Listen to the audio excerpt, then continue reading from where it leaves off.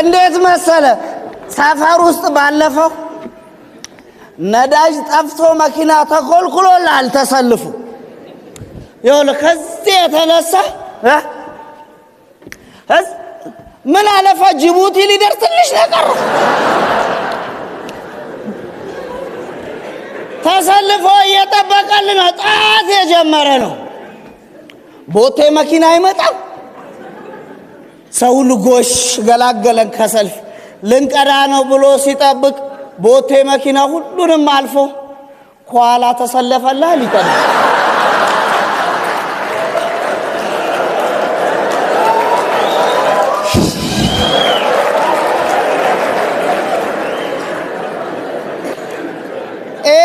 ነዳጅ ጭኖ ሁሉ ሊሆን ይችላል ኋላ የተሰለፈ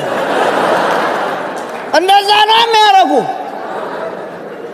ችግርን ስትጠይቅ እኮ መልስ ይመልሳሉ ብለው የምታሰባቸው ሰዎች መመለስ አቅቷቸው ካንተ ኋላ ይሰለፉና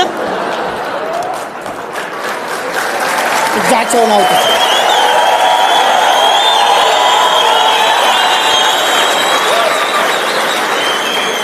መላሽ ያልካቸው ማለት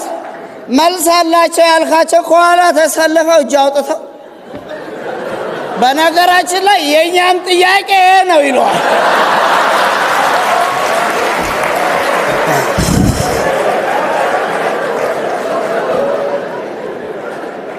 ያ የድሮ የለመዱት ይሻላቸዋል የድሮ የለም ደረጃ በደረጃ እያየነው ነው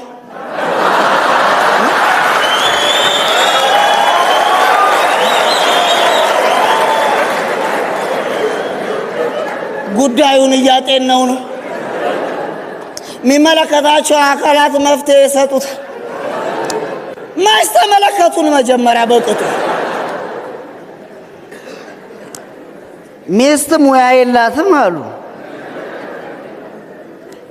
የላቆጠ ገንፎ ሰርታ ለባልየው ሰጠች ባል ሊበሉ ሲሉ እጃቸውን ያጣብቃቸዋል ሊበሉ ሲሉ እጃቸውን ያጣብቃቸዋል ሚስት እየመጣች ጌትዬ ጣፈጠ ጥሩ ነው አይደል ይጣፍጣል ብሉ ይጣፍጣል ስትላቸው ሰውየውን ቢሉት አይ ውዴ መጣፈጡ ቀርቶ እጄን በለቀቀኝ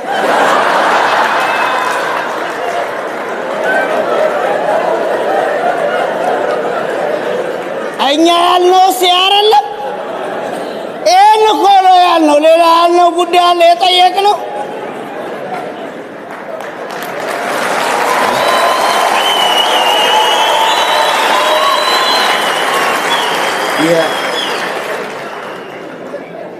ገንፎ እንዴት መሰለ አንዱ ገንፎ እንዴት ይበላል ሲለው ገንፎማ ወጋ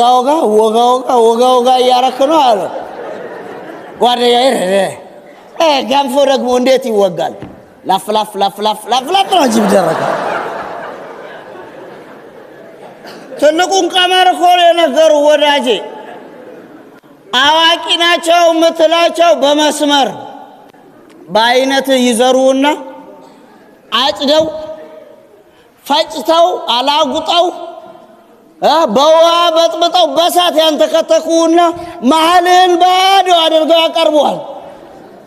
ከዛስ ጉልበተኛው ከዳር ሆኖ ወጋውጋ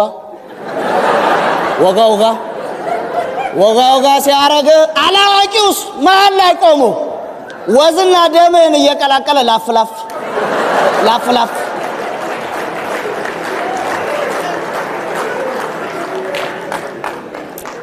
ወዳጄ በጥንስሱና በእርሾ ወቅት መጠየቅ የነበረብን ጥያቄ እንጀራው ተጋግሮ ለማዕድነት ከቀረበ በኋላ ብታነሳውና ብትጠይቅ ጎራሽ እንጂ መላሽ አታገኝ